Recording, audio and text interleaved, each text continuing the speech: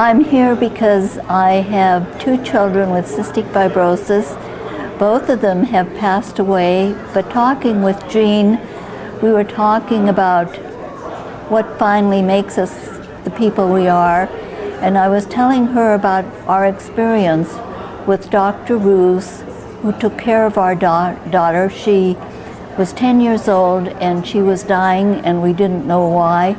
We had explored all of the avenues, including chest conferences. We had really given up hope that we would ever find anyone who could help her.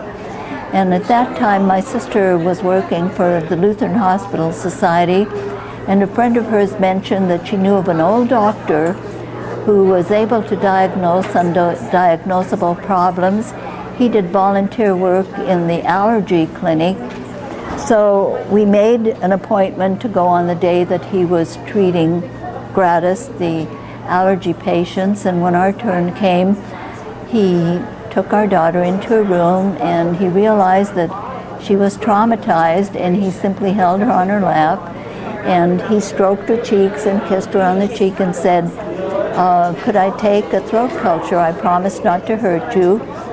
And he was 82 years old at that time. He took a throat culture and said, come back in a week. We went back in a week and he took the culture out of the little paper bag and he said, this is what is on your lungs. I've seen it before. So we went back every week, and every week he brought back medication in a little paper bag for her, and finally he asked us to come to his office at White Memorial Hospital, and he continued to take cultures, and I finally said to him, you know, we are insured with Kaiser. They will not pay for this. I am concerned that we will not be able to handle the expense. And he said, do not worry about it. The life of the child is my reward.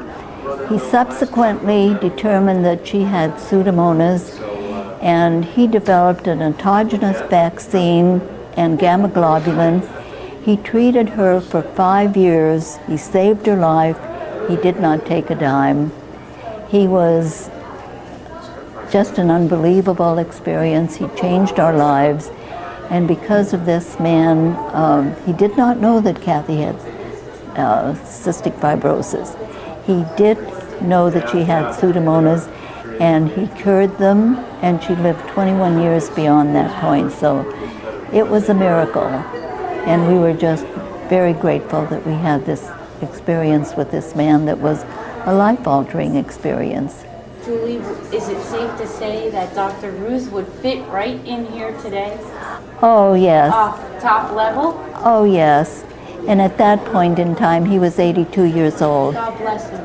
Absolutely. Bless him. And yeah. I think at the conference this weekend, you must be amazed at how much has changed.